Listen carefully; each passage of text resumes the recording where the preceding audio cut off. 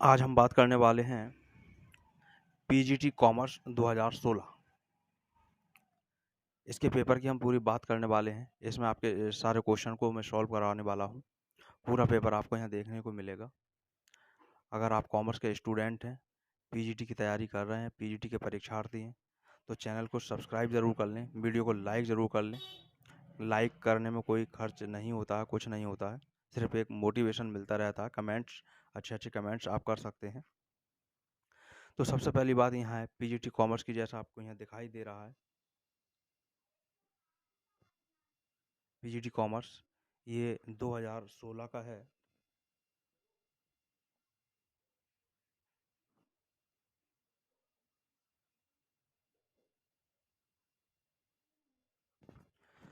ये है 2016 का।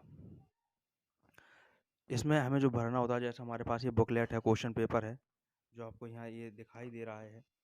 यहाँ जहाँ भी आपका सेंटर होगा, परीक्षा केंद्र होगा, वहाँ के केंद्र की यहाँ मोहर लगेगी। अगर यहाँ मोहर नहीं भी लगती है, कोई इससे प्रॉब्लम नहीं है, क्योंकि ये बुकलेट स्टूडेंट को मिल जाती है। और ये जो बुकलेट की सीरीज है वो हमारे पास में डी है। जो बुकलेट के अंदर ओएमआर शीट निकलेगी, उस ओएमआर शीट पर यही क्रमांक होना चाहिए जो यहाँ बुकलेट पर दे रखा है, और इसी को हमें यहाँ भरना भी होता है, जैसा आपको ये दिखाई दे रहा है। ये क्रमांक हमारा वही क्रमांक है जो ऊपर अभी आपको दिखाया गया था। ये लेकिन यही ओएमआर ये यहाँ से देख करके यहाँ नहीं लिखा गया है, ये लिखा गया है ओएमआर शीट पर से देख करके। तब यहाँ लिखा भी है, देख सकते हैं, ओएमआर क्रम संख्या। तो ये चीज़ आपको यहाँ भरनी होती है, इसी को हमें शब्दों में भरना होता है, और अनुक्रमांक के स्थान पर यहाँ पर अनुक्रमांक भर दिया जाता है। अंकों में, अंग्रेजी के अंकों में भरा जाता है। हम सीधे चलते हैं इसके क्वेश्चन पेपर की तरफ को, जो इसके क्वेश्चन दे रखे हैं उन क्वेश्चनों की तरफ को, क्योंकि पेपर के लिए हमें इतना वक्त अभी यहाँ पर नहीं है कि इसका पूरा सोल्यूशन यहाँ पर बताएं।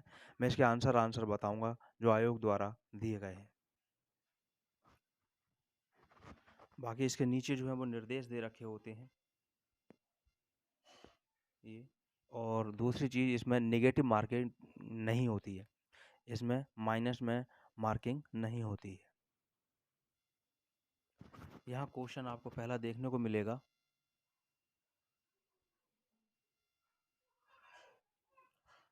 ये हमारे पास में पहला इसका क्वेश्चन है। अयाचित पूंजी का वह भाग जिसे कंपनी के समापन के समय याचित किया जा सकता है कहलाता है। अगर आपने कक्षा 12 में कंपनी खाते पढ़े होंगे, तो कंपनी खाते में पूंजी के प्रकार में ज़रूर पढ़े होंगे, और पूंजी के प्रकार में आपको बताया गया है उसमें कि संचित जो पूंजी है, इसका जो राइट आंसर होगा वो संचित पूंजी ही होगा, डी। अर्थ में आपने उसमें देखा होगा कंपनी के प्रकार में, सॉरी, कंपनी वाला जो चैप्टर है उसमें पूंजी का जो प्रकार दे रखे हैं, अधिकृत पूंजी, निर्गमित पूंजी या निर्गमित पूंजी, याचित पूंजी, दत्त अथवा चुकता पूंजी, तो उसी में सबसे लास्ट में दे रखा है संचित पूंजी, और यहाँ भी सबसे लास्ट में दे रखा है संचित पूंजी। तो क्योंकि सभी नहीं, इसमें ऑप्शन में केवल 4 ही दिए जाएंगे, तो इसका संचित पूंजी जो है वो राइट आंसर होगा। अगले क्वेश्चन की ओर चलते हैं, और अगला क्वेश्चन हमारे पास में है फर्म के विघटन पर पुस्तकों में ना लिखे गए एक दायित्व को हमें कहाँ क्या इसमें करना है, डेबिट करना है, क्रेडिट करना है। तो इसका जो राइट आंसर है, पहले तो ऑप्शन देख लें। वसूली खाते में डेबिट किया जाएगा, वसूली खाते में क्रेडिट किया जाएगा, या दायित्व खाते में क्रेडिट किया जाएगा, या पुनर्मूल्यांकन खाते में डेबिट किया जाएगा। क्वेश्चन हमारे पास में दो है, और इसका जो राइट आंसर है कंपनी, सॉरी, फर्म का यहाँ पे जब विघटन होता है तो वहाँ बनाया जाता है, एक वसूली खाता बनाते हैं, और उस वसूली खाते में जो है इस ऐसे दायित्व को जो नहीं लिखा गया है उसको लिखा जाएगा वसूली खाते के डेबिट पक्ष में। अगले क्वेश्चन की ओर चलते हैं।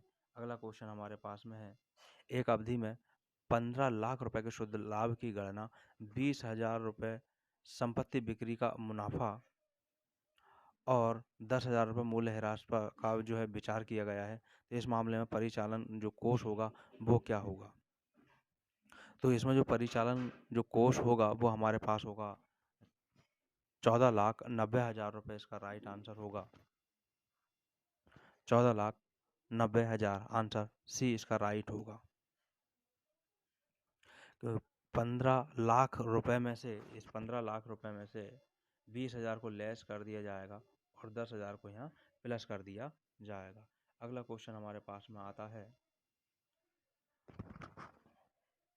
अंश अधिशुल्क का प्रयोग किया जा सकता है लाभांश का भुगतान करने में, ख्याति के अभिलेखन में, पूर्णदत्त बोनस को निर्गत करने के लिए, या उपर्युक्त में से कोई भी नहीं। यहाँ पर जो राइट आंसर होगा, पूर्णदत्त बोनस अंशों को निर्गत करने के लिए इसका प्रयोग किया जाएगा। सी आंसर इसका राइट होगा। अगले क्वेश्चन की तरफ हम चल रहे हैं। ये पीजीटी 2016 का पेपर है। मूल लागत 16,000 है, सामग्री श्रम का 60% है, तो जो श्रम है वो क्या होगा? तो इसमें जो श्रम होगा वो होगा 10,000। इसका राइट आंसर सी होगा। ओके है। ये एक पेज पर इसमें केवल 5 ही क्वेश्चन है। क्वेश्चन नंबर 6 की ओर चलते हैं।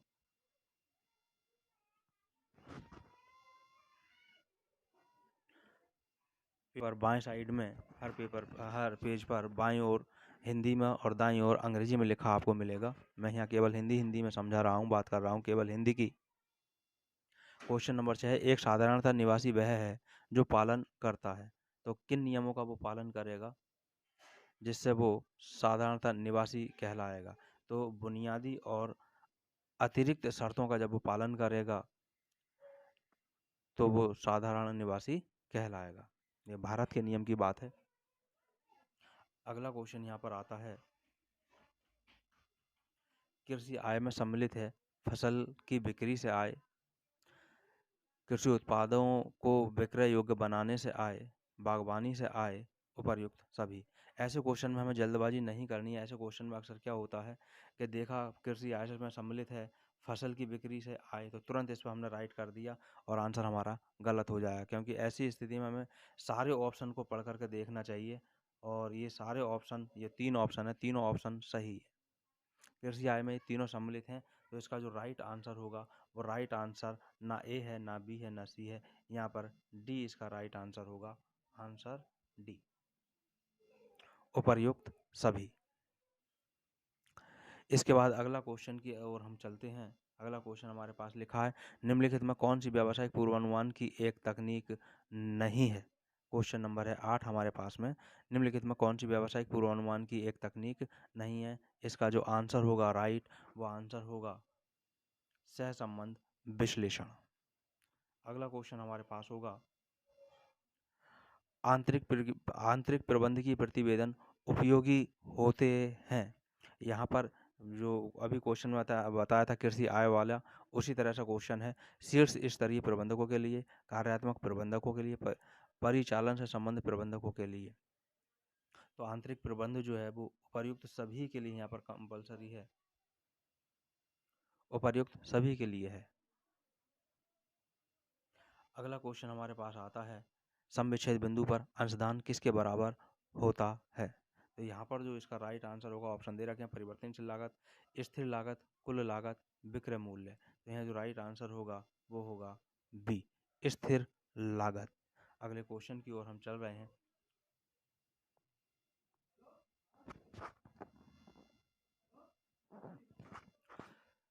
क्वेश्चन नंबर 12, वह व्यक्ति जो लाभ अर्जित करने के लिए माल अथवा सेवाओं को उत्पादित करने का जोखिम उठाता है। यहाँ पर जो क्वेश्चन को समझें, उत्पादित यहाँ करने की बात आ रही है। उत्पादित, तो माल को जो उत्पादित करता है वो पेशेवर व्यक्ति नहीं करता, व्यापारी नहीं करता, निवेशक नहीं करता, वो करता है उद्यमी। यहाँ जो राइट आंसर होगा वो उद्यमी होगा, 11 का ए। अगले क्वेश्चन की ओर हम चल रहे हैं। क्वेश्चन 3% शिक्षा उपकर देय है। 3% शिक्षा उपकर देय है और वो देय आयकर और अधिभार पर। इसका राइट आंसर जो होगा वो बी होगा, ये आयकर और अधिभार पर। अगला क्वेश्चन है, तटस्थता वक्र दो वस्तुओं का ऐसा संयोग है, जो ये हमारा अर्थशास्त्र से क्वेश्चन है। तटस्थता वक्र दो वस्तुओं का ऐसा संयोग है जो अब यहाँ पर हमारे पास में ऑप्शन दे रखे हैं, और वो ऑप्शन स्थापन वस्तुओं से यहाँ पर आंसर हो, जो राइट होगा वो स्थापन वस्तुओं से होगा। अब बाकी आपको देख सकते हैं ऑप्शन यहाँ पर 4 दे रखे हैं। अगले क्वेश्चन की ओर हम चल रहे हैं। यदि दो चरों के मध्य सहसंबंध गुणांक अनिश्चित है तो इसका तात्पर्य होगा, अब यहाँ पर 4 ऑप्शन है, r बराबर +1, r बराबर -1, r बराबर 0, r बराबर 0.5। इसका जो राइट आंसर होगा वो आयोग ने दिया है सी, r बराबर 0। अगले क्वेश्चन की ओर बढ़ते हैं। अगला क्वेश्चन हमारे पास दे रखा है, इसके बीच के संबंधों का अध्ययन करते समय हमें नकारात्मक सहसंबंध की उम्मीद करनी चाहिए। नकारात्मक की यहाँ पर बात आ रही है, तो नकारात्मक यानी उत्पाद की कीमत और मांग। इसका जो राइट आंसर है वो होगा उत्पाद की कीमत और मांग। 15वां क्वेश्चन हमारे पास में कंप्लीट हुआ। अगले क्वेश्चन की ओर चलते हैं, क्योंकि अगर मैं पूरा विस्तार से समझाऊंगा तो इसमें तो कई घंटे लग जाएंगे। मैं यहाँ केवल आंसर ही यहाँ पर दूंगा। 16 हमारे पास में सीमांत उपयोगिता यदि शून्य होती है तो, अब ऑप्शन देखें। क्वेश्चन है सीमांत उपयोगिता यदि शून्य होती है तो कुल उपयोगिता शून्य होती है, एक अतिरिक्त इकाई के उपभोग से कुल उपयोगिता घटती है, एक अतिरिक्त इकाई के उपभोग से कुल उपयोगिता बढ़ती है, कुल उपयोगिता अधिकतम होती है। यहाँ पर जो राइट आंसर होगा वो होगा डी, राइट आंसर होगा कुल उपयोगिता अधिकतम होती है, आंसर डी। अगले क्वेश्चन की ओर हम यहाँ बढ़ते हैं। कौन व्यापार चक्र का भाग नहीं है? कौन व्यापार चक्र का भाग नहीं है? तो इसका जो ऑप्शन आपको यहाँ दिखाई दे रहा है, उछाल, अवसाद, समुत्थान, गतिवर्धन, जो यहाँ गतिवर्धन है ये इसका भाग नहीं होगा। है नेगेटिव क्वेश्चन पूछा है, नहीं। अगला क्वेश्चन होगा, निम्न सम्मकों से लाभ मात्रा अनुपात की गणना कीजिए। तो लाभ सम्मक की गणना करने के लिए हमारे पास सूत्र का भी प्रयोग होता है। इसको मैंने पहले से करके रखा हुआ है, और इसका जो राइट आंसर है वो 20% इसका आंसर आएगा। अगला क्वेश्चन हमारे पास में है, किसी महाविद्यालय के छात्रों का ग्रामीण एवं शहरी 2 वर्गों में वर्गीकरण जो है वो क्या कहलाएगा? तो ऑप्शन यहाँ दे रखे हैं, गुणात्मक वर्गीकरण है, संख्यात्मक वर्गीकरण है, भौगोलिक वर्गीकरण है, इनमें से कोई नहीं। यहाँ पर ज़्यादातर लोग क्या करते हैं, भौगोलिक वर्गीकरण पर तुरंत टिक कर देते हैं, जो कि आंसर गलत हो जाता है। इसका जो राइट आंसर है वो गुणात्मक वर्गीकरण के है, वो सही है, गुणात्मक वर्गीकरण।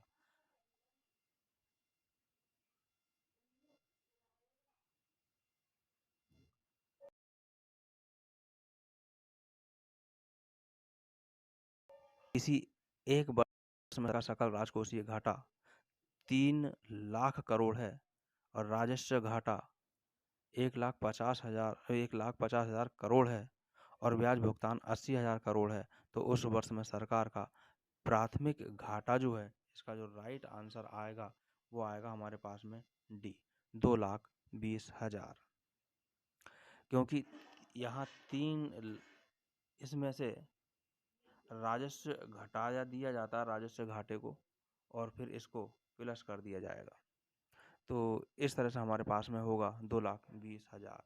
अगला क्वेश्चन आता है, द्विपहलू अवधारणा के आधार पर लेन देनों का अभिलेखन करने की प्रणाली को कहते हैं। अगर आप मेरी पिछली वीडियोज को देखेंगे तो उनमें इनमें के कई सारे क्वेश्चन मैं करा चुका हूँ, सॉल्व करा चुका हूँ।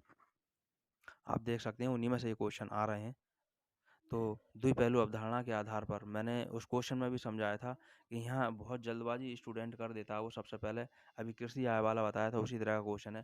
तुरंत इसमें जो परीक्षार्थी क्या करते हैं, दोहरा खाता प्रणाली पर टिक कर देते हैं, जो कि ये गलत है। इसका जो राइट आंसर होगा वो राइट आंसर होगा दोहरा लेखा प्रणाली, क्योंकि दोहरा लेखा प्रणाली है द्विपक्ष द्विपहलू।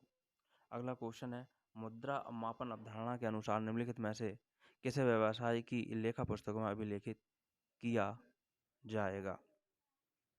तो इसका जो राइट आंसर होगा, पहले देखें, मुद्रा मापन अवधारणा। तो मुद्रा मापन ऐसी चीज़ है जिनको मुद्रा में मापा जा सके, इस बारे में हमें पता होना चाहिए। कंपनी के प्रबंधक निर्देश का स्वास्थ्य नहीं नापा जा सकता, कंपनी के माल की गुणवत्ता नहीं मापी जा सकती, संयंत्र और मशीनरी का मूल्य नापा जा सकता है, तो इसका राइट आंसर जो होगा वो सी होगा।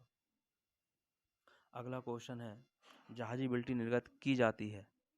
ऑप्शन है जहाजी कंपनी द्वारा, निर्यातक द्वारा, बंदरगाह प्रन्यास अधिकरण द्वारा और आयातक द्वारा।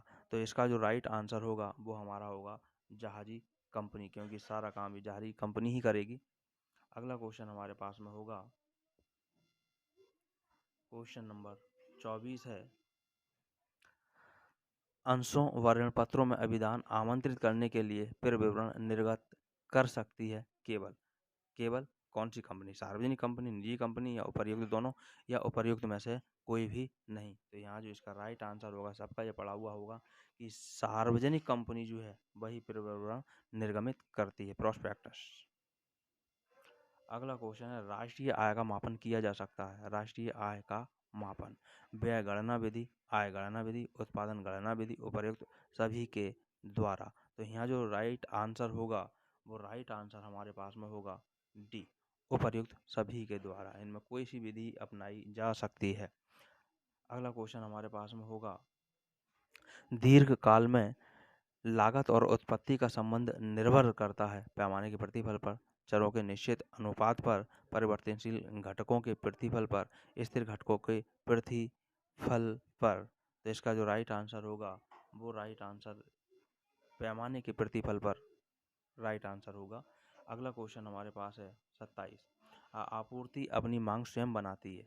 ये एक परिभाषा में दिया गया है, आपूर्ति अपनी मांग स्वयं बनाती है और इसलिए पूर्ण रोजगार एक प्राकृतिक स्थिति है। यह सिद्धांत किससे संबंधित है? और वह है से का नियम, पीयू का रोजगार नियम, गिफिन का विरोधाभास नियम, कीन्स का रोजगार सिद्धांत। यहाँ राइट आंसर जो होगा वो होगा से का नियम। से एक विद्वान थे, उन्हीं ने ये पूरा नियम दिया था, सिद्धांत दिया था, परिभाषा दी थी ये। अगले क्वेश्चन की ओर चलते हैं। क्वेश्चन है, रोजगार के प्रतिष्ठित सिद्धांत के अनुसार पूर्ण रोजगार से विचलन की स्थिति होती है स्थायी प्रकृति की, पूरी तरह से अस्थायी, काल्पनिक स्थिति, सामान्य स्थिति। तो इनमें से जो इसका राइट आंसर होगा वो राइट आंसर होगा हमारे पास भी, पूरी तरह से अस्थायी। 29वां क्वेश्चन हमारे पास है, किस प्रतिचयन में संपूर्ण जन समुदाय पारस्परिक रूप से अपवर्जी समूहों में विभाजित होता है? ऑप्शन है सुविधा प्रतिचयन, कोटा प्रतिचयन, निर्णय प्रतिचयन, स्नोबॉल प्रतिचयन। 4 ऑप्शन है और इसमें से जो राइट आंसर होगा वो होगा कोटा प्रतिचयन। इसमें आपके सारे क्वेश्चन पक्के हो सकते हैं अगर आप इन सभी क्वेश्चनों को बार बार देखें, दोहराएं, तब ये क्वेश्चन पक्के होते हैं। प्रतिचयन त्रुटि इससे विपरीत आनुपातिक है। प्रतिचयन आकार, समग्र आकार, क्रमबद्ध त्रुटि, प्रतिचयन गठन त्रुटि। इसका जो राइट आंसर होगा वो ए होगा, प्रतिचयन आकार। 31 निम्नलिखित में से किस पूर्वानुमान तकनीक में पिछले अनुभव से प्राप्त समकों का विश्लेषण किया जाता है? विवेकात्मक, काल श्रेणी, सहयोगी या उपर्युक्त सभी। यहाँ राइट आंसर होगा, काल श्रेणी के बारे में सबने पढ़ रखा होगा, यही इसका राइट आंसर होगा।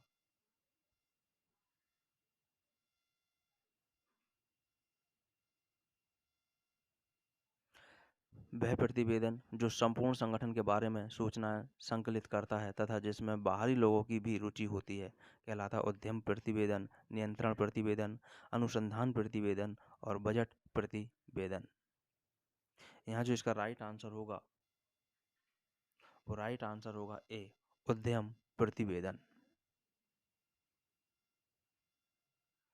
क्वेश्चन नंबर 33 है, व्यापार शेष भारत के अनुकूल था।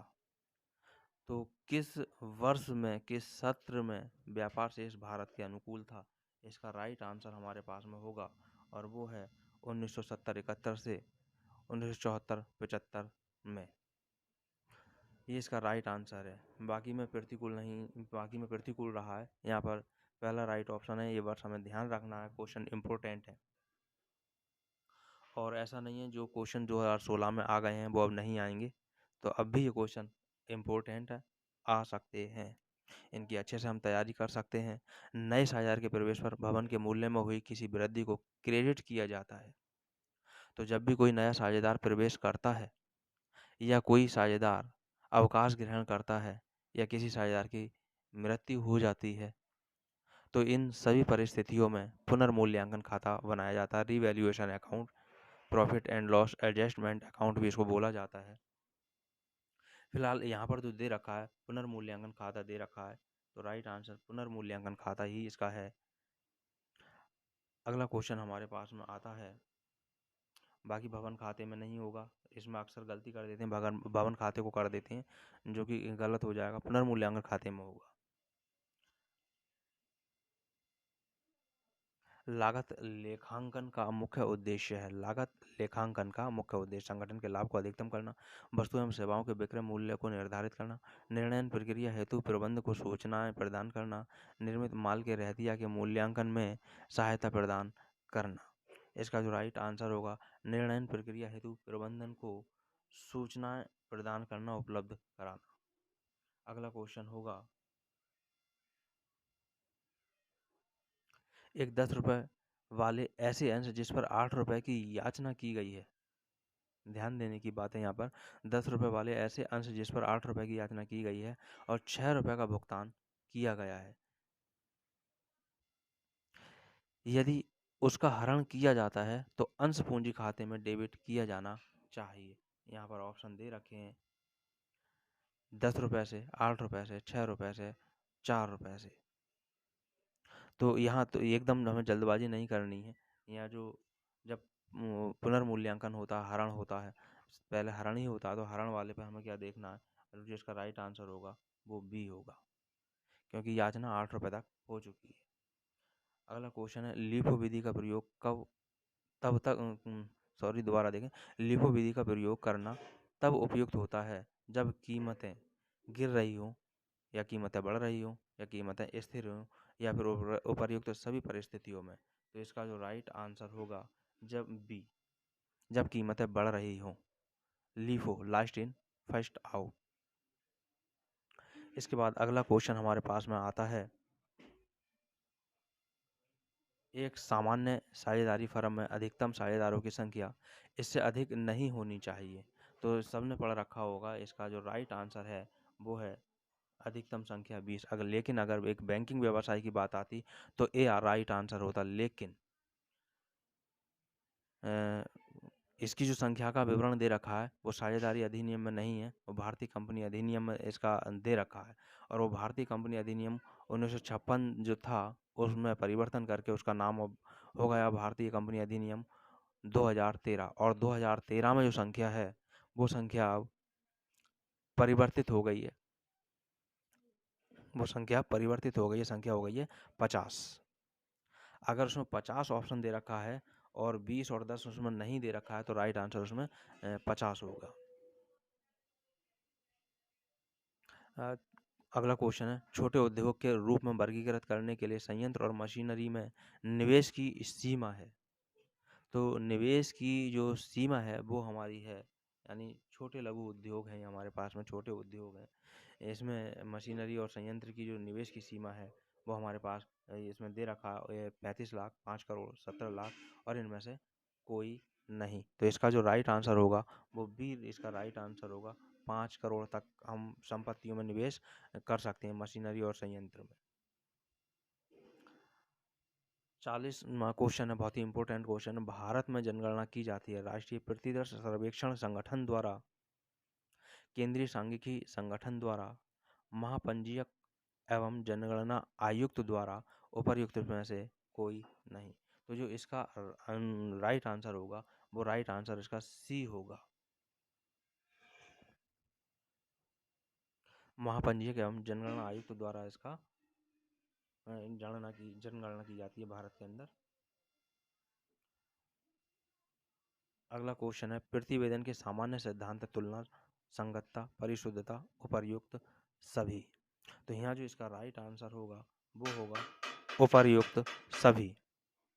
अगला क्वेश्चन हमारे पास आता है, माल के आयात एवं निर्यात पर जो शुल्क लगाया जाता है उसे कहा जाता है। तो उसे जो कहा जाता है ये तो सबको मालूम होगा, ये सीमा शुल्क है, सीमा शुल्क कहा जाता है। अगला क्वेश्चन हमारे पास आता है, तरलता का सबसे सटीक परीक्षण है तरलता। और ऑप्शन है त्वरित अनुपात, चालू अनुपात, पूर्णतया तरल अनुपात और उपर्युक्त में से कोई भी नहीं। तो इसका जो राइट आंसर होगा वो सी होगा, पूर्णतया तरल अनुपात। क्वेश्चन 44 है, निम्नलिखित में से कौन सा एक नियुक्ति कार्य संबंधी प्रक्रिया का तत्व नहीं है। क्वेश्चन को दोबारा देखें, निम्नलिखित में से कौन सा एक नियुक्ति कार्य संबंधी प्रक्रिया का तत्व नहीं है। मानव संसाधन नियोजन, भर्ती एवं चयन, वेतन सूची प्रबंधन, कर्मचारियों का कार्य मूल्यांकन। 4 यहाँ पर हमारे पास ऑप्शन दे रखे हैं, जो इसका राइट आंसर है वेतन सूची प्रबंधन। ये नियुक्ति कार्य से संबंधित तत्व नहीं है। अगला क्वेश्चन,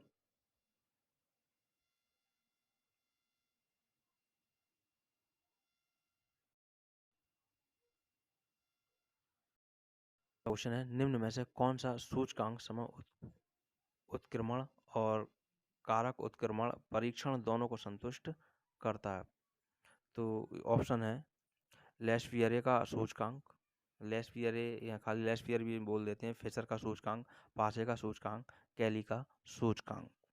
यहाँ जो राइट आंसर है वो फिशर का सूचकांक यहाँ पर राइट आंसर है, फिशर का सूचकांक। पहली बात तो यह है कि मैंने इसमें काफ़ी कोशिश ये की है कि आपको क्लियर दिखाई दे। अगर फिर भी क्लियर ना दिखाई दे तो क्वेश्चन आपको फिर भी सुनाई दे रहा होगा। और क्वेश्चन सही आवाज़ के लिए आप लीड का प्रयोग ज़रूर करें, ईयरफोन ज़रूर लगा लें, तो बिल्कुल आपको क्लियर दिखाई देगा, ऐसा शायद कम आवाज़ दे।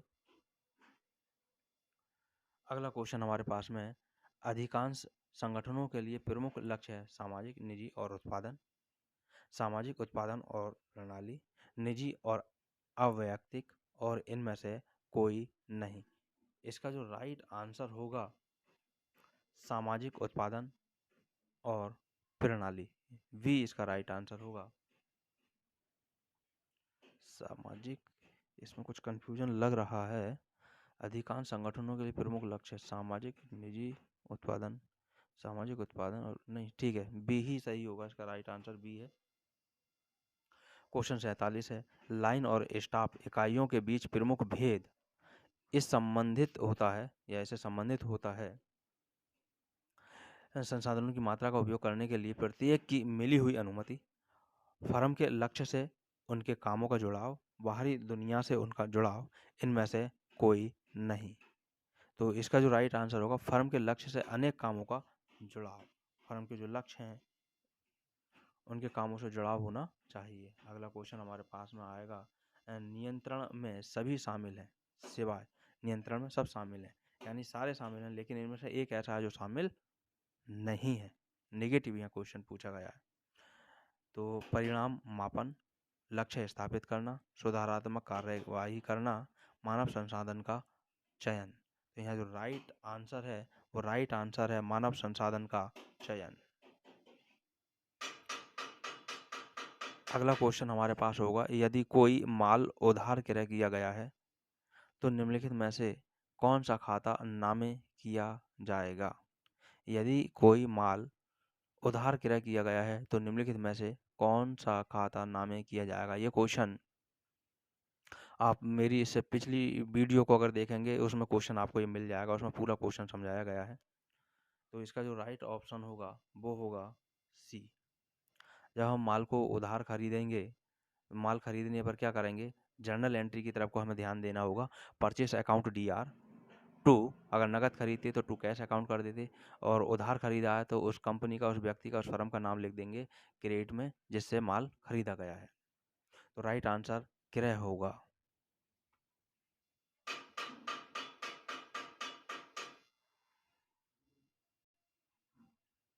अगला क्वेश्चन है 50, साझेदारों के मध्य लिखित अनुबंधन कहलाता है पार्षद सीमा नियम, पार्षद अंतर नियम, साझेदारी संलेख, पंजीयन का प्रमाण पत्र। यहाँ जैसा कि आपको यहाँ दिखाई दे रहा है, किसके लिए पूछा गया है, यहाँ पूछा गया है साझेदारों। तो पारदर्शी नियम, पार्षद अंतर नियम ये कंपनी के अंदर होते हैं। ये साझेदारों के लिए होता है, वो होता है साझेदारी संलेख। अगला क्वेश्चन हमारे पास में है, संगठनात्मक उद्देश्य के लिखित विवरण को कहते हैं। संगठनात्मक उद्देश्य के लिखित विवरण को कहते हैं मिशन विवरण, औपचारिकता, औपचारिक संगठन चार्ट या इनमें से कोई भी नहीं। इसका जो राइट आंसर होगा वो होगा मिशन विवरण। मिशन विवरण। अगला क्वेश्चन हमारे पास है, किसी संगठन के भीतर कार्य इकाइयों या समूहों के गठन के माध्यम से श्रम विभाजन को कहते हैं। ऑप्शन हमारे पास है नियंत्रण, लंबवत विशिष्टीकरण, क्षैतिज विशिष्टीकरण और समन्वय। इसका जो राइट आंसर होगा क्षैतिज विशिष्टीकरण होगा।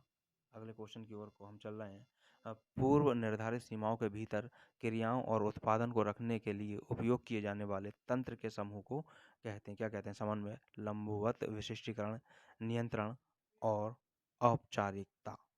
यहाँ इसका जो राइट आंसर होगा वो होगा पहले क्वेश्चन को देखो, पूर्व निर्धारित सीमाओं के भीतर क्रियाओं और उत्पादन को रखने के लिए उपयोग किए जाने वाले तंत्र, वो होगा तंत्र हमारा नियंत्रण। राइट आंसर सी होगा। निम्नलिखित में से कौन सा एक संगठन प्रक्रिया के लिए एक आवश्यक कदम है? नियोजन के आधार की स्थापना, अधिकार अंतरण, आंतरिक समन्वय, कार्य मूल्यांकन। या जो इसका राइट आंसर होगा अधिकार अंतरण होगा। अधिकार अंतरण, बी राइट आंसर होगा। अगला क्वेश्चन हमारे पास होगा,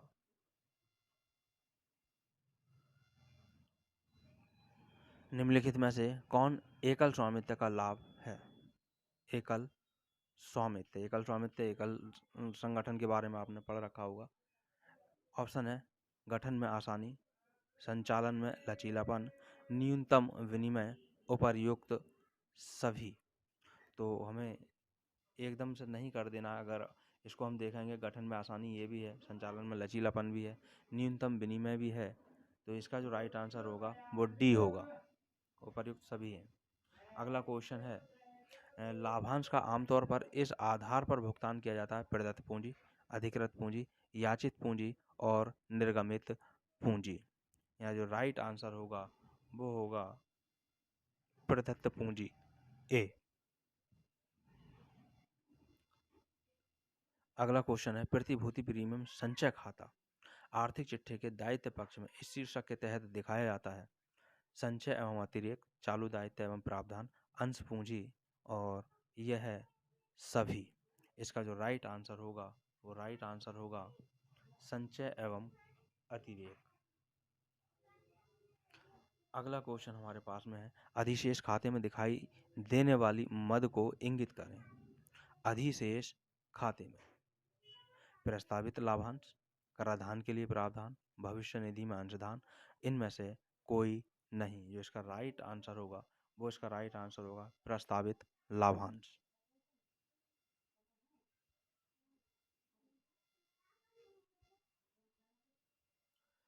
अगला क्वेश्चन है, यदि 10,000 मूल्य का माल अनुमोदन द्वारा विक्रय के आधार पर बेचा गया है तो देनदार की तो लेखांकन की तिथि पर इस लेन देन का समायोजन किया जाता है? विक्रय में, स्टॉक में, देनदारों में या फिर उपर्युक्त सभी में। इसका जो राइट आंसर होगा वो उपर्युक्त सभी में। इसका विक्रय में भी होगा, स्टॉक में और देनदारों में, सभी पर इसका प्रभाव पड़ेगा। अगला क्वेश्चन है, फर्म के विघटन पर इसकी संपत्तियां वसूली खाते में हस्तांतरित की जाती हैं? फर्म के विघटन पर इसकी संपत्तियां वसूली खाते में हस्तांतरित की जाती हैं पुस्त मूल्य पर यानी पुस्तक मूल्य पर, बाजार मूल्य पर या फिर पुस्त मूल्य यानी पुस्तक मूल्य या बाजार मूल्य, इनमें से जो भी कम हो उस पर, या वसूली योग्य मूल्य पर।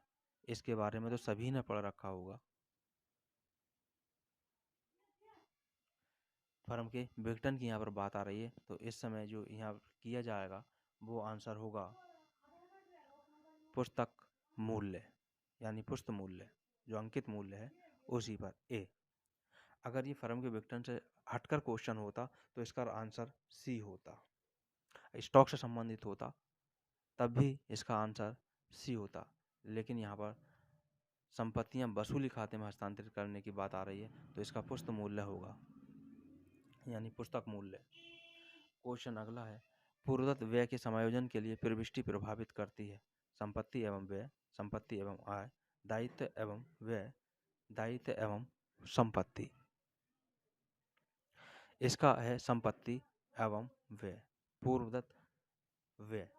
अब पूर्वदत्त है तो पहले ही भुगतान कर दिया गया, संपत्ति है, लेकिन व्यय है तो व्यय तो आएगा ही आएगा, तो यहाँ पर ए इसका राइट आंसर होगा।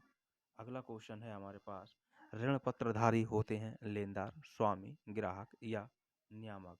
ये आपने पहले ही गैस कर लिया होगा, बहुत ही इजी ये क्वेश्चन है। राइट आंसर इसका लेनदार होगा, क्योंकि ये इसके स्वामी नहीं होते हैं, समतांशधारी जो है वो स्वामी होते हैं। अगला क्वेश्चन है, ऋण पत्रों के शोधन के पश्चात ऋण पत्र शोधन संचय खाते के शेष को हस्तांतरित किया जाता है। ऋण पत्रों के शोधन के पश्चात ऋण पत्र शोधन संचय खाते के शेष को हस्तांतरित किया जाता है पूंजी संचय खाते में, सामान्य संचय खाते में, शोधन कोष खाते में, लाभ हानि खाते में। तो इसका जो राइट आंसर होगा वो राइट आंसर होगा बी, सामान्य संचय खाते में।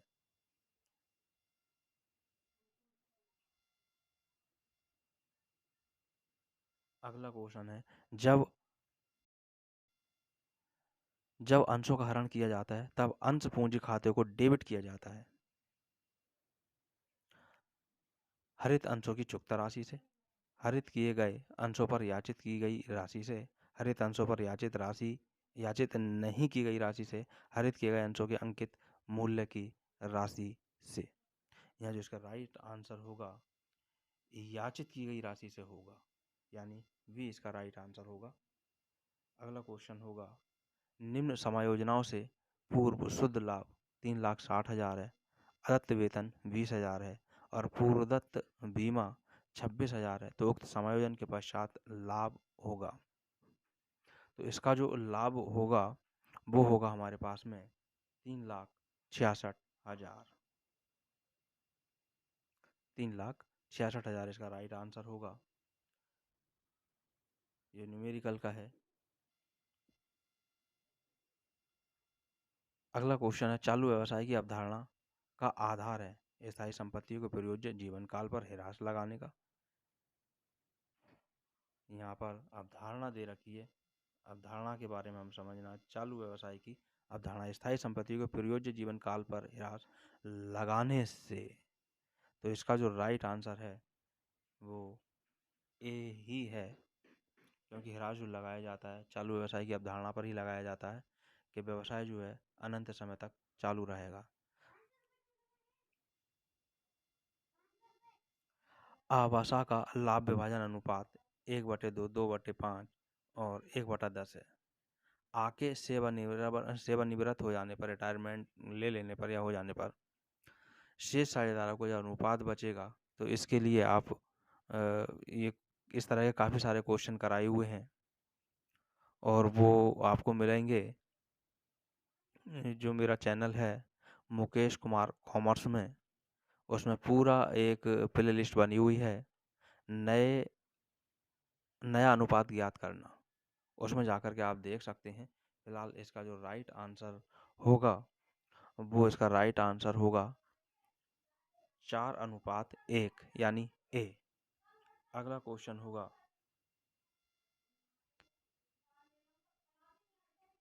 लागत इकाई को ऊपरी व्यय का आवंटन कहलाता है। लागत इकाई को ऊपरी व्यय का आवंटन कहलाता है। लागत विवरण, लागत विभाजन, लागत अधिशोषण, लागत वर्गीकरण। तो यहाँ इसका जो राइट आंसर होगा लागत वितरण होगा, लागत वितरण। इन क्वेश्चनों को आप अपने पास नोट भी कर सकते हैं अगर आपके पास पेपर नहीं है तो। इम्पोर्टेंट क्वेश्चन है और ऐसा नहीं है कि ये क्वेश्चन 2016 में आ गए तो 21 में नहीं आएंगे, ज़रूर आ सकते हैं। क्वेश्चन अगला है, चिकित्सालयों में परिव्यांकन की कौन सी विधि अपनाई जाती है? चिकित्सालयों में इकाई परिव्यांकन परिचालन परिव्यांकन, बहुविधि परिव्यांकन, उपकार्य परिव्यांकन। यहाँ पर 4 ऑप्शन हमारे पास में हो गए और इसका जो राइट आंसर होगा वो होगा इकाई परिव्यांकन नहीं होगा, परिचालन परिव्यांकन होगा। अगला क्वेश्चन हमारे पास आता है, गैर कृषि आय में सम्मिलित है जंगली घास की बिक्री से आय, मत्स्य पालन से आय, खानों के अधिकार शुल्क से आय और उपर्युक्त सभी। तो कृषि आय के बारे में एक क्वेश्चन और आया था, उसमें ये सभी चीज़ें सम्मिलित यानी लास्ट वाला ही था और इसमें भी लास्ट वाला ही होगा, सभी कुछ ये कृषि आय में सम्मिलित हैं। अगला क्वेश्चन ये भी न्यूमेरिकल का क्वेश्चन है, यदि प्रति इकाई विक्रय मूल्य 10 रुपये, प्रति इकाई परिवर्तनशील लागत 6 रुपये तथा कुल स्थिर लागत 48,000 हो तो समवेच्छेद बिंदु जो होगा ऐसे, तो ये तो सॉरी न्यूमेरिकल है। फिलहाल मैं इसका राइट आंसर ऐसे ही बताता हूँ क्योंकि मेरे पास ये किए हुए रखे हुए हैं सारे क्वेश्चन। इसका राइट आंसर जो होगा वो होगा 1,20,000 रुपये, सी। अगला क्वेश्चन है, यदि एक फर्म का चालू अनुपात 2.5:1 तथा कार्यशील पूंजी 90,000 है तो चालू दायित्व की जो राशि होगी वो राशि क्या होगी? इसका राइट आंसर जो होगा वो इसका राइट आंसर 60,000 यानी सी होगा। अगले क्वेश्चन की ओर चलते हैं।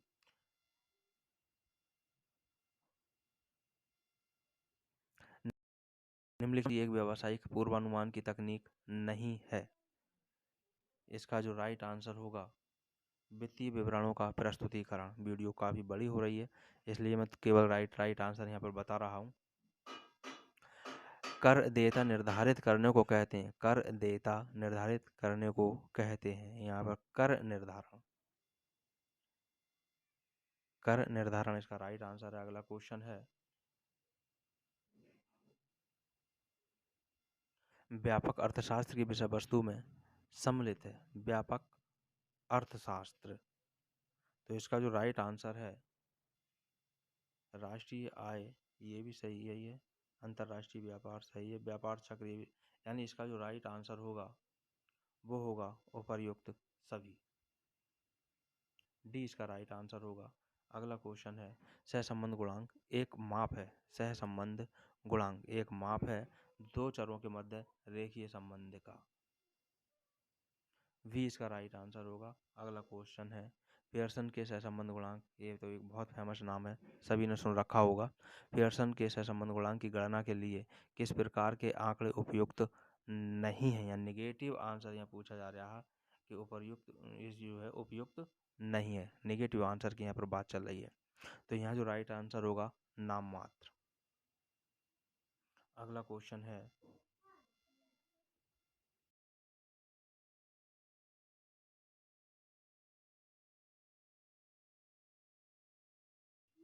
अनुपात की गणना की जाती है, यहाँ पर सूत्र के बारे में पूछा गया है, तो सकल लाभ ऑब्लिक शुद्ध लाभ गुणा 100, यानी इसका जो बी है वो राइट आंसर होगा बी।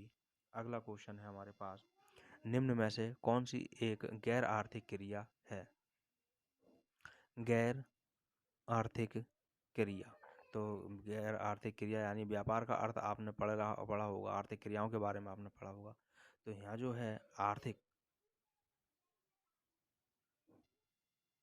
गैर आर्थिक यानी निगेटिव यहाँ पर क्वेश्चन हो रहा है, निगेटिव आंसर यहाँ पर पूछा जा रहा है और वो इसका राइट आंसर होगा सी यानी परोपकार। प्रबंध में नीति निर्धारण किसका हिस्सा है? प्रबंध में नीति निर्धारण नियोजन का ये हिस्सा है, राइट आंसर ए है। अगला क्वेश्चन है, कार्ल पियर्सन, ये भी इम्पोर्टेंट है, कार्ल पियर्सन के सहसंबंध गुणांक की सीमाएं हैं और वो सीमाएं हैं हमारे पास में सबसे पहले ही दे रखी है, राइट आंसर ए होगा। अगला क्वेश्चन है, जब माल को निर्यात करने के उद्देश्य से आयात किया जाता है, बहुत इंपॉर्टेंट है, जब माल को निर्यात करने के उद्देश्य से आयात किया जाता है तो इसे कहते हैं पुनर्निर्यात, यानी इसका राइट आंसर जो होगा वो सी होगा, 82 सी। अगला क्वेश्चन होगा, विश्व बाजार के लिए किसी देश को खुला रखने से बेरोजगार और रोजगार संसाधनों का उपयोग करने का अवसर मिलता है। इस सिद्धांत को कहते हैं, इस सिद्धांत को जो कहेंगे वेंट फॉर सरप्लस सिद्धांत। अगला क्वेश्चन है, लेखांकन विवरणों में सांयोगिक दायित्व के संबंध में नोट्स जोड़ने का अभ्यास किसके अनुपालन में है? क्वेश्चन इसका जो दे रखा है ऑप्शन, स्थिरता की प्रथा, मुद्रा मापन अवधारणा, रूढ़िवादिता की परिपाटी, प्रकटीकरण की परिपाटी। क्वेश्चन को एक बार फिर देख लें। लेखांकन विवरणों में सांयोगिक दायित्व के संबंध में नोट्स जोड़ने का अभ्यास करके अनुपालन अभ्यास इसके अनुपालन में है। तो इसका जो राइट आंसर होगा प्रकटीकरण की परिपाटी, जो प्रथा है प्रकटीकरण की है।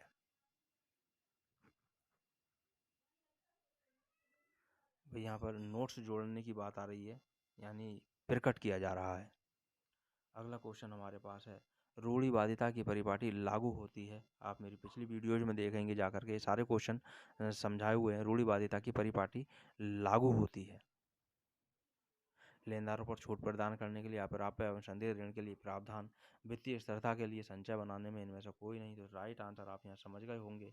अगर पिछली वीडियो देखी होंगी तो आप बड़े अच्छे से इसका आंसर दे सकते हैं। इसका आंसर जो है रूढ़िवादिता, यानी प्रावधान कर लिया जाए। अगला क्वेश्चन है, यदि 10 रुपए के अंश जिस पर 6 का भुगतान हुआ है को हरित किया जाता है तो इसे इस न्यूनतम मूल्य पर पुनर्निर्गमित किया जा सकता है। सेम यही क्वेश्चन एक और भी आ चुका है, मुझे ध्यान आ रहा है, वो बता दिया उसमें, लेकिन इसका जो राइट आंसर होगा वो होगा बी, 4 रुपये प्रति अंश पर इसको पुनर्निर्गमित किया जा सकता है। अगला क्वेश्चन हमारे पास में है,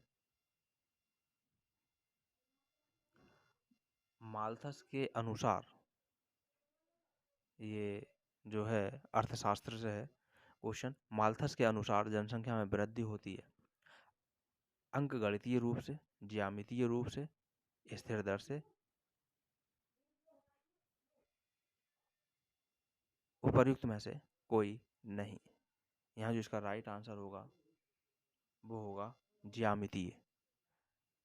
अंकगणितीय में जो होती है 1 2 3 4 5 और यहाँ पर होती है 1 2 4 6, इसमें बढ़ता जाता है, यानी ज्यामितीय रूप से होगी। उत्पादन फलन किसका संबंधात्मक फलन है?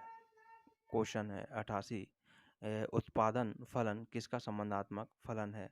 लागत एवं लाभ, आगत एवं निर्गत, लाभ एवं हानि, कीमत तथा मांग। तो इसका जो राइट आंसर होगा आगत तथा निर्गत। अगला क्वेश्चन है, एक पूर्ण सहसंबंध जिस रूप में व्यक्त किया जाता है, पूर्ण की यहाँ पर बात चल रही है, पूर्ण सहसंबंध, यहाँ पर जो राइट आंसर होगा वो सी होगा।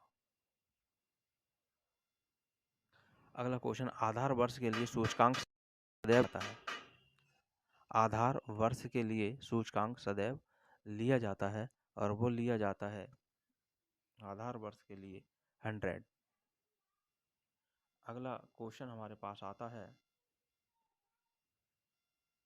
यदि लेस्पियरे सूचकांक 121 तथा पासे सूचकांक 144 हो तो फिशर सूचकांक जो होगा, एक सूत्र इसका होता है, सूत्र से इसको निकाला जाता है।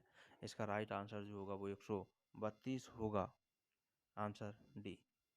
अगला क्वेश्चन है, एक निष्पक्ष बिंदु अनुमान और इसी जनसमूह प्रचालक के बीच के अंतर के पूर्ण मूल्य को कहते हैं। समग्र त्रुटि, मानक त्रुटि, प्रतिचयन त्रुटि, उपर्युक्त में से कोई नहीं। इसका जो राइट आंसर होगा प्रतिचयन त्रुटि होगा, प्रतिचयन त्रुटि। अगला क्वेश्चन है, प्रश्नावली सर्वेक्षण विधि का प्रयोग संग्रहण करने हेतु होता है। तृतीय सम्मक, द्वितीय सम्मक, प्राथमिक सम्मक, उपर्युक्त में से कोई भी नहीं। इसका जो राइट आंसर होगा प्राथमिक सम्मक। अगला क्वेश्चन है, अर्जित किंतु अप्राप्य आय मानी जाती है।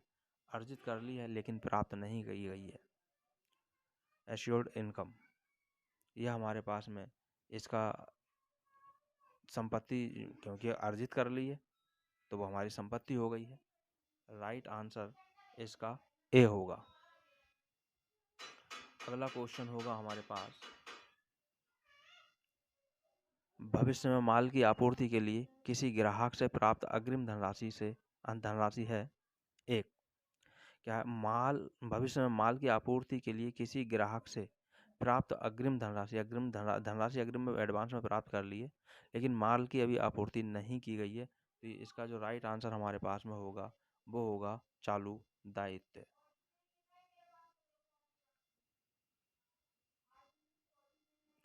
96 क्वेश्चन है, विक्रय बजट है एक कार्यात्मक बजट, मास्टर बजट, व्यय बजट, इनमें से कोई नहीं। इसका जो राइट आंसर होगा कार्यात्मक बजट होगा। अगला क्वेश्चन हमारे पास में होगा, जिसे बनाने में स्थिर एवं परिवर्तनशील लागत के मध्य अंतर का विशेष महत्व है, वह है लचीला बजट, मास्टर बजट, रोकड़ बजट, इनमें से कोई नहीं। क्वेश्चन रिपीट है क्या? अच्छा, वो विक्रय बजट था। इसका राइट आंसर ए होगा, लचीला। अगला क्वेश्चन हमारे पास आता है,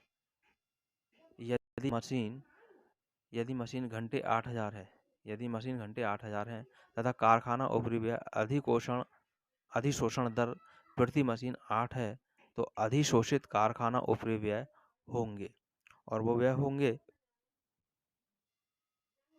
8×8 = 64, यानी 64,000। लेखांकन के सिद्धांत आधारित हैं व्यावहारिकता पर, व्यक्तिपरकता पर, अभिलेखन में सुविधा पर, उपर्युक्त में से कोई नहीं। तो इसका जो आधार है वो है अभिलेखन में सुविधा। व्यावहारिकता पर नहीं है, व्यक्तिपरकता पर नहीं है, अभिलेखन में सुविधा पर है।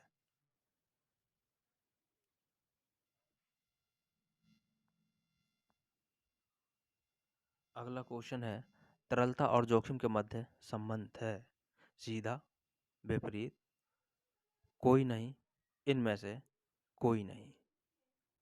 इसका राइट आंसर होगा, इनका जो संबंध है वो विपरीत संबंध होता है। अगला क्वेश्चन है हमारे पास, एक निजी कंपनी में सदस्यों की अधिकतम संख्या, एक निजी कंपनी,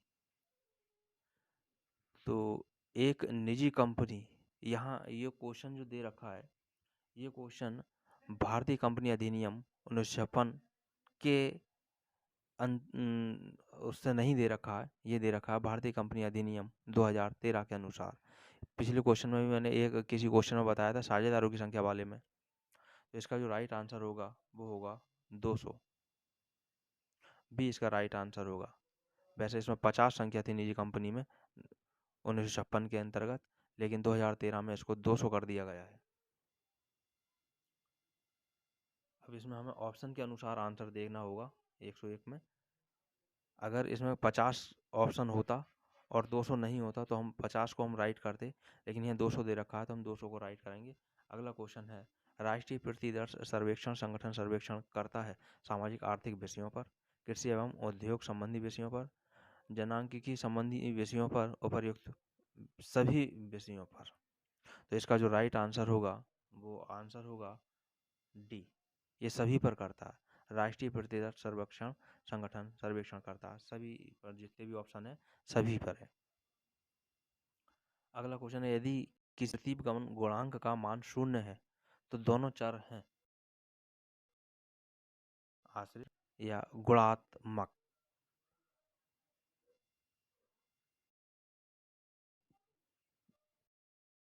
आंसर होगा वो बी, स्वतंत्र है ये। अगला पास होगा,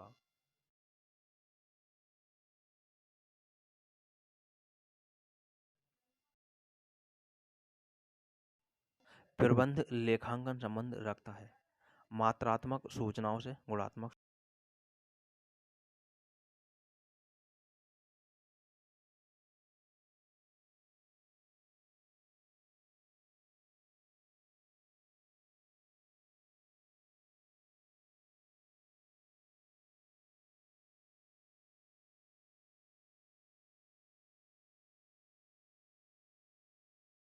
सूचनाओं में एक कड़ी है। थोक व्यापारी निर्माता एवं उपभोक्ता के मध्य, निर्माता एवं भंडारी के मध्य, निर्माता एवं फुटकर व्यापारी के मध्य, क्योंकि उपभोक्ता तक थोक व्यापारी नहीं पहुंचाता है वस्तु को, यानी निर्माता एवं फुटकर व्यापारी, यानी इसका राइट आंसर सी होगा। अगला क्वेश्चन है, निम्नलिखित में से कौन सा गैर प्रशुल्क नहीं है? स्वैच्छिक निर्यात संयम, स्वास्थ्य और उत्पाद मानक, पर्यावरण संरक्षण कानून, मूल्य अनुसार शुल्क। इसका जो राइट आंसर होगा मूल्य अनुसार शुल्क होगा, यानी डी। अगला क्वेश्चन है, जब उत्पादन में वृद्धि के परिणाम स्वरूप लागत से कम, औसत लागत के बराबर, उपर्युक्त में से कोई नहीं। इसका राइट आंसर होगा बी होगा, औसत लागत से कम होगा सीमांत लागत। अगला क्वेश्चन है, निम्न में से कौन सा सूचकांक ज्यामितीय माध्य पर आधारित है? ज्यामितीय आधार पर। लेस्पियरे का सूचकांक, फिशर का सूचकांक, पासे का सूचकांक और बाउले का सूचकांक। तो इसका जो राइट आंसर है वो है फिशर। फिशर का सूचकांक जो है वो ज्यामितीय माध्य पर आधारित होता है। अगला क्वेश्चन हमारे पास में आएगा,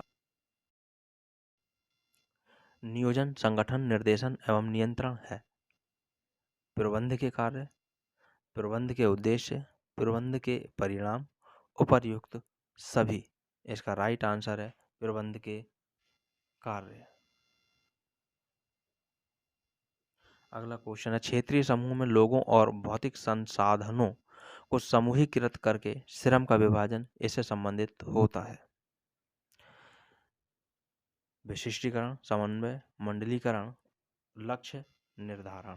पहले हमें क्वेश्चन को बहुत अच्छे से समझना है। क्षेत्रीय समूहों में लोगों और भौतिक संसाधनों को समूहीकरण करके श्रम का विभाजन इससे संबंधित होता है, तो मंडलीकरण इसका है सी। अगला क्वेश्चन है, हेनरी फ्योल द्वारा दिए गए प्रबंध के सिद्धांतों की संख्या है। हेनरी फ्योल, और सिद्धांत ये पूछ रहा है प्रबंध के सिद्धांत। इसके जो हैं इनने दिए हैं 14 सिद्धांत दिए हैं हेनरी फ्योल ने।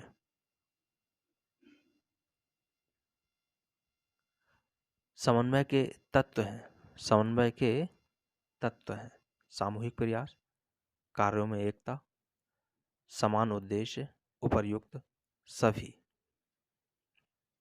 इसका राइट आंसर होगा सामूहिक प्रयास भी है, कार्यों में एकता भी है, समान उद्देश्य भी है, तो इसका जो राइट आंसर होगा उपर्युक्त सभी, उपर्युक्त सभी। अगला क्वेश्चन है, व्यवसाय के आर्थिक परिवेश में सम्मिलित है आर्थिक व्यवस्था, आर्थिक नीतियां, आर्थिक उद्देश्य, उपर्युक्त सभी। इसका भी राइट आंसर, ये तीनों ही इसके राइट आंसर हैं, तो इसका जो राइट आंसर उपर्युक्त सभी।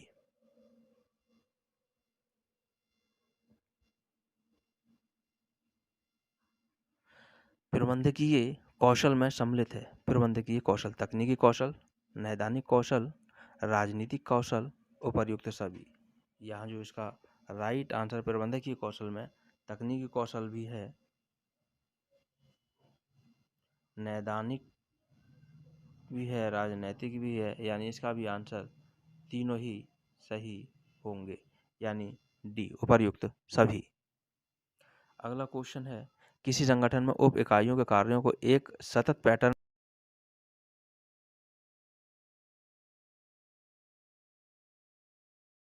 में जोड़ना, औपचारिक प्राधिकारी। इसका जो राइट आंसर है वो सभी में समन्वय, समन्वय से सब जुड़ते हैं। हेनरी फ्योल ने प्रशासनिक गतिविधियों को बांटा है।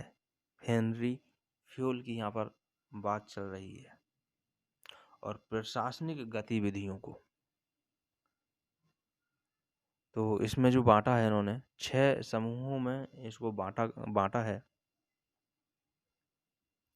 अगला क्वेश्चन, लागत के तत्व हैं सामग्री, श्रम, व्यय, उपर्युक्त सभी। तो यहाँ जो इसका राइट आंसर है सामग्री भी है, श्रम भी है, व्यय भी है, यानी इसका राइट आंसर कुल मिलाकर के बनता है उपर्युक्त सभी। अगला क्वेश्चन है, प्रबंधकीय प्रतिवेदन प्रणाली के अंतर्गत नियंत्रण एवं सूचना संबंधी प्रतिवेदन एक हिस्सा होते हैं।